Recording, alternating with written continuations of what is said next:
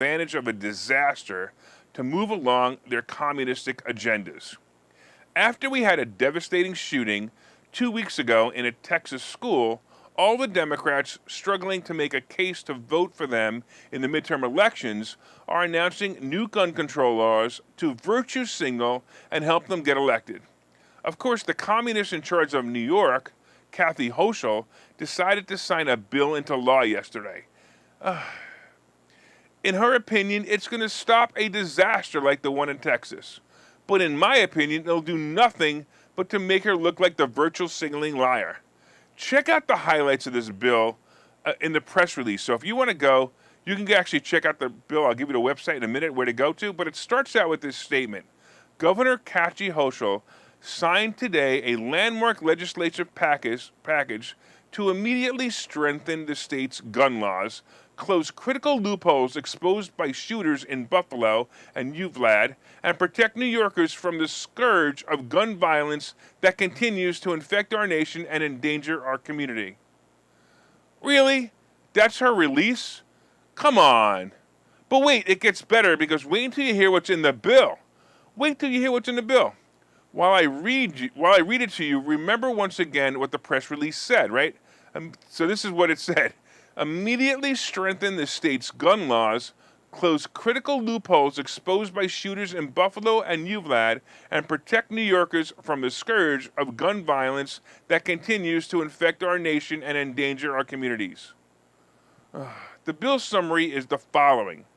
By the way, I had to read through the entire press release several times to find the actual changes.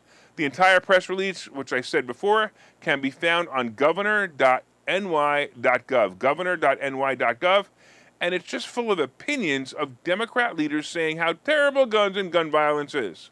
But here are the highlights of the bill. The first one is raising the age to purchase semi-automatic rifles from 18 to 21.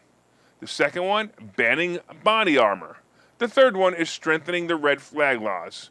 Fourth one is micro-stamping. Fifth is enhancing information sharing. Sixth is improved response and reporting of hateful, threatening social media content.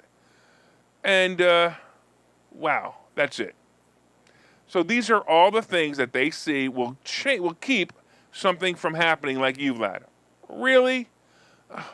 Listen, boys and girls, and all the other 53 genders who might be listening, can you find anything in here, actually, that was anything different than the laws we had in place? All right, I found one and one only. Raising the age of buying a semi-automatic weapon to the age of 21. That's the only one that restricts anything here. Yes, I agree. What's the difference anyway? Oh boy, listen guys, if you're going to shoot up a school, you're not allowed to have an AR-14 or 15 anymore. Now you have to use something different. Oh, no, wait, I got another way. A bad guy is still going to be able to get a semi-automatic weapon if they want one anyway. But really, this is the substance of the bill? This is her statement on the bill. Her statement. I am proud to sign a comprehensive bill package that prohibits the sale of semi-automatic weapons to people under 21, bans body armor sales outside of people in select profession, closes critical gun law loopholes, and strengthens our red flag law to keep guns away from dangerous people. New measures that I believe will save lives. If this is what they want to do to protect our children being killed by a bad guy with a gun, they should be held responsible for the deaths. Yes, they should. This is garbage, and it's clearly virtual signaling. Oh, and by the way, how does someone wearing body armor make them a killer anyway? On the other front, we have several new gun control proposals going on in the House right now. Listen to some of these dumbass proposals. The Gun Trafficking Act. Yes, this will make gun trafficking a federal crime with 10 years in prison. I don't know, isn't this one obvious or already on the books? The other one is Ethan's Law. This will make it so that you can't have a gun in your home if you have children. Yes, you can't have a gun in your home if you have children. My children or a gun? Huh, let me think.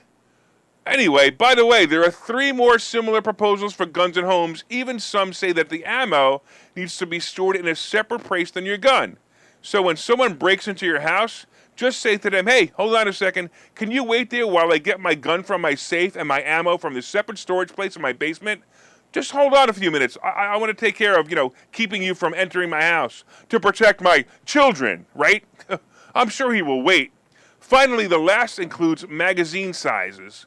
Seriously, this is what we're up against. It's like telling the clowns who scare children they can't wear a red nose.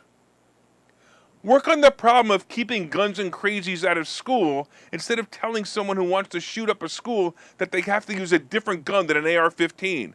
Listen, if you want to shoot up a school, don't you use an AR-15. You can use any other gun, but you can't use an AR-15.